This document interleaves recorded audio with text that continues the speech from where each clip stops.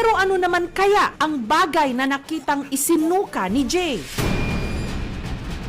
Maaring isa doon sa content nung nasa bote ang inilabas ng pasyente. Habang pinapainom siya, hindi yan nasa-swallow, lumalabas yung fluid. Ang problema natin dyan yung kanyang sterility. Kasi syempre, pag ang isang bagay matagal na na-stagnate, yung tinatawag nating microorganism mag-grow.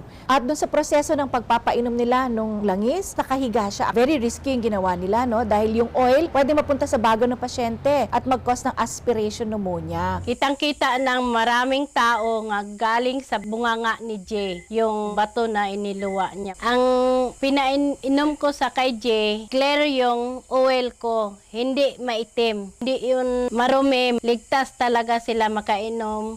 Wala pang mga scientificong pag-aaral kung saan lumalabas na merong nga mga aswang, pero parte ito ng mitolohiya at literatura ng ating kaisipan at kasaysayan. Kaya mahirap siyang sabihin na scientific ito pagkus nagiging parte ito ng ating creative mind. Sinabihan ko ang mga sitio Lutaw, yung mga residente ko doon, na kung ano man ang mga kababalaghan, mga pangyayaring hindi ka nais-nais, agad namang magkibalita sa akin at sa mga barangay para naman marespondihan namin kaagad. Wala namang dapat ikatakot dito sa barangay namin. Totoo man o hindi, na may aswang o wakwa.